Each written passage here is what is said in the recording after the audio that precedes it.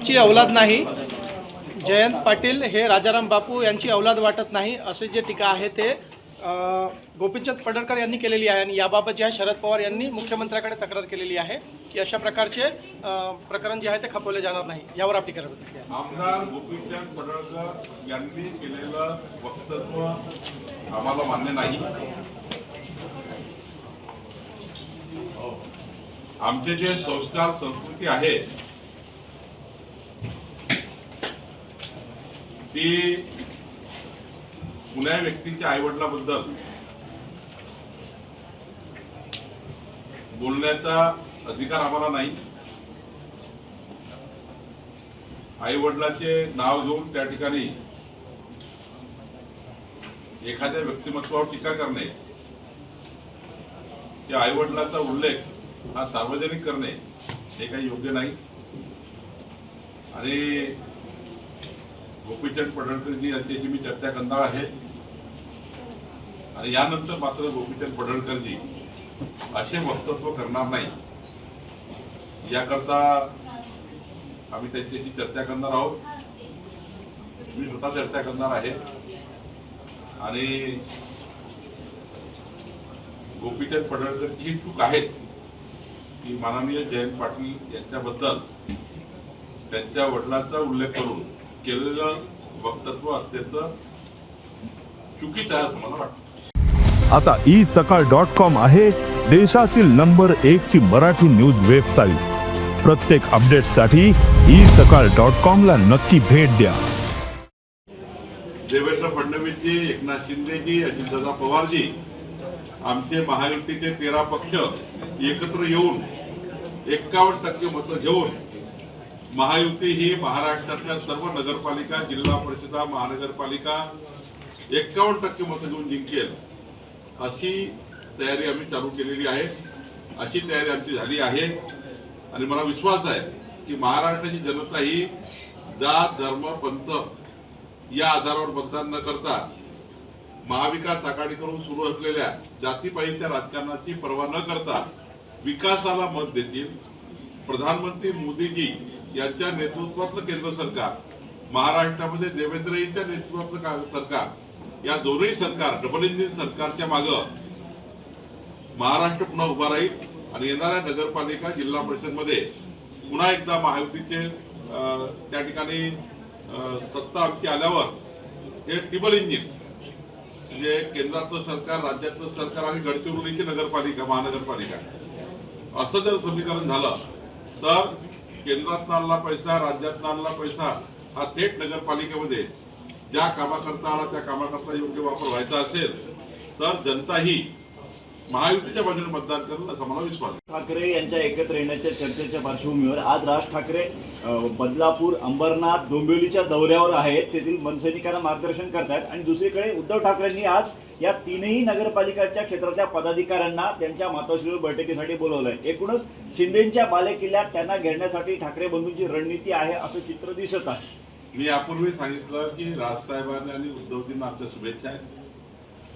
त्यांनी नक्की एकत्र यावं आणि एकत्र येऊन पारिवारिक, कौटुंबिक सर्व कार्यक्रमात दोन परिवार एकत्र यावेत हे संस्कार आपले आहेत, ही संस्कृती आपली आहे. राहिला प्रश्न राजकारणाचा, उद्धवजी आणि राजसाहेब वेगळे कार्य कशासाठी झाले होते? राजकारणाकरता झाले होते. राजकारणात त्यांच्या पटला नाही, वेगळे झाले होते. आता राजकारणात पटायला लागलं तर एक आले, राजकारणात पटायला लागलं तर एक आले. पण ही तुम्हाला नक्की सांगतो, कितीही काही केलं, किती लोकसभेसारख्या निवडणुकीमध्ये खोट्या प्रचाराच्या आधारावर काही लोक सत्तेमध्ये येण्याचा प्रयत्न झाला लोकसभेच्या काळात, पण आता मात्र शिंदेजी असतील, एकनाथ शिंदेजी असतील, अजित पवारजी असतील, आमचा पक्ष असेल, आमचे मुख्यमंत्री असतील देवेंद्र फडणवीसजी, आम्ही सर्वांनी एकत्रितपणे मुंबईपासून तर गडचिरोलीपर्यंत सर्व निवडणुका प्रचंड बहुमताने जिंकू अशी आमची तयारी आहे. त्यामुळं राजसाहेब आणि उद्धवजी एकत्र आले तरी आम्हाला काही फरक पडत नाही. आम्ही आमच्या विकासाच्या मुद्द्यावर निवडणूक लढवू महाराष्ट्राला आम्हाला विकसित महाराष्ट्राकडे न्यायचा आहे. माननीय मुख्यमंत्री देवेंद्र फडणवीसजी यांचा संकल्प विकसित गडचिरोलीचा आहे, विकसित महाराष्ट्राचा आहे. त्यामुळं आम्हाला जनता मत देईल आणि आम्ही सरकारमध्ये राहू आणि आम्हीच त्या ठिकाणी नगरपालिकामध्ये येऊ. त्या पार्श्वभूमीवर राहुल गांधींनी आज असा विश्वास व्यक्त केला आहे की भारतीय तरुण आणि जेन झेड हे संविधानाचं आणि लोकशाहीचं रक्षण करतील, असं राहुल गांधी आज बोलले. राहुल गांधींनी कदाचित स्वर्गीय पंतप्रधान इंदिरा गांधीजींनी लावलेली आणीबाणी ही राहुल गांधीला मान्य आहे. राहुल गांधी या देशामध्ये अराजकता पैदा करणाऱ्या लोकांना सपोर्ट करण्याचा प्रयत्न करतात आहे. आणीबाणीचे ज्यांचे संस्कार आहेत, आणीबाणी लावण्याचे संस्कार ज्यांचे आहेत, त्यांच्याकडे दुसऱ्या अपेक्षा नाही. मला वाटतं की राहुल गांधी अत्यंत बेजबाबदार बोललेले आहेत. देशामध्ये पक्षाची मतभिन्नता वेगळी राहू शकतं, पण या देशामध्ये अराजकता निर्माण करणाऱ्याच्या पाठीशी आपण आहोत असा त्यांचा हेतू दिसतो. या देशामध्ये महामानव डॉक्टर बाबासाहेब आंबेडकरांच्या संविधानानं चालणारं, अत्यंत मजबूत संविधानाने चालणारं सरकार आणि जनता या देशामध्ये आहे. 140 कोटी भारतीय कधी नेपाळ सारख्या घटनांचा विचारही करू शकत नाही. या देशामध्ये अनेक जाती धर्माचे लोक, जरी काही ठिकाणी मतभेद झाला असेल पण मनभेदामध्ये जगत नाही. मनभेद आपल्या देशामध्ये नाही. त्यामुळं आपला देश हा वेगळ्या संस्कार संस्कृतीचा देश आहे. मला वाटतं राहुल गांधींना या देशाचे संस्कार संस्कृती ही त्याचा विसर पडला असं मला वाटतं.